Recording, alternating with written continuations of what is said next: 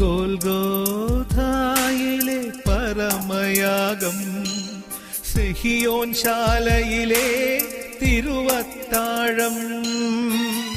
ഹക്കൽദാമ, രക്തപ്പറമ്പ്. കർത്താവിനെ ഒറ്റിക്കൊടുത്ത യൂദാസിന് കൊടുത്ത 30 വെള്ളിക്കാശ് കൊണ്ട് വാങ്ങിയ ഇടം. ഇന്ന് ഗള്ളിക്കാന്തുവിലേക്ക് പോകുമ്പോൾ വലതുവശത്ത് വ്യൂ പോയിൻ്റ് ഉണ്ട്. അവിടെ ചെന്ന് നേരെ നോക്കിയാൽ ഹിന്നോൺ താഴ്വരയുടെ അപ്പുറത്ത് രക്തപ്പറമ്പ്, ഹക്കൽദാമ. 1874 തീർത്ത ഒരു ഗ്രീക്ക് മൊണാസ്ട്രി ഉണ്ട് ഇവിടെ. ഇത് പണിതിരിക്കുന്നത് 5-ാം നൂറ്റാണ്ടിൽ ഇവിടെ വന്ന് താമസിച്ചിരുന്ന ഓണോഫ്രിയൂസ് എന്ന സന്യാസിയുടെ നാമത്തിലാണ്. മുടി വളർത്തി, താടി വളർത്തി, തുണിയുടുക്കാതെ ജീവിച്ചിരുന്നൊരു സന്യാസി. 5-ാം നൂറ്റാണ്ട് കാലഘട്ടങ്ങളിൽ സന്യാസികൾ ഇവിടെ താമസിച്ചിരുന്നു.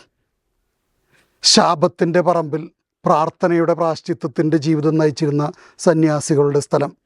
കർത്താവിൻ്റെ കാലഘട്ടത്തിലും അതിനുശേഷവും ഇത് വിദേശികളെ, തീർത്ഥാടകർ ഈ നാട്ടിലേക്ക് വന്ന് മരിക്കുമ്പോൾ അവരെ അടക്കാനായിട്ട് ഉപയോഗിച്ചിരുന്ന സ്ഥലമാണ്. കുരിശുദ്ധ കാലഘട്ടത്തിൽ പരിശുദ്ധ അമ്മയുടെ നാമത്തിലുള്ള ദേവാലയമായിരുന്നു ഇവിടെ ഉണ്ടായിരുന്നത്.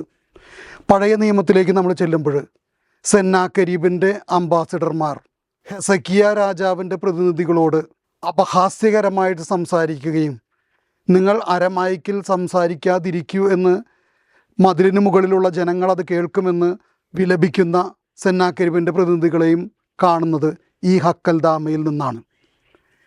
സക്കറിയായുടെ പുസ്തകം 11-ാം അധ്യായം 12-ാം വാക്യത്തിൽ നല്ലിടയനെ അവർ കൊടുത്ത വിലയാണ് 30 വെള്ളിക്കാശ്.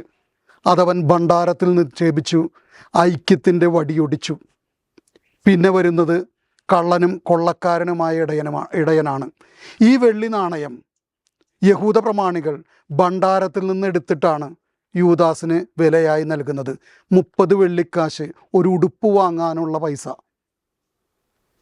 പഴയ നിയമത്തിൽ ഒരു അടിമയെ കൊല്ലുമ്പോൾ അതിന് പ്രാശ്ചിത്തമായിട്ട് നിക്ഷേപിക്കേണ്ട തുകയാണ് 30 വെള്ളിക്കാശ് എന്ന് പറയുമ്പോൾ കർത്താവിൻ്റെ മരണം, ഒരു അടിമയുടെ മരണത്തിന് പ്രാശ്ചിത്തമായിട്ട് കൊടുക്കുന്ന വില നിശ്ചയിക്കുമ്പോൾ കർത്താവിനെ അപഹാസ്യനാക്കാൻ വെറും ഒരു അടിമയുടെ കൊലപാതകത്തിൻ്റെ അത്ര വിലയേ ഉള്ളൂ എന്ന് പ്രഖ്യാപിക്കുകയാണ് പ്രധാന പുരോഹിതന്മാർ ചെയ്തത്.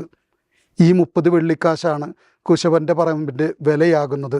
കർത്താവ് പറഞ്ഞ പോലെ പണിക്കാരുപേക്ഷിച്ച കളഞ്ഞ കല്ല് മൂലക്കല്ലായി.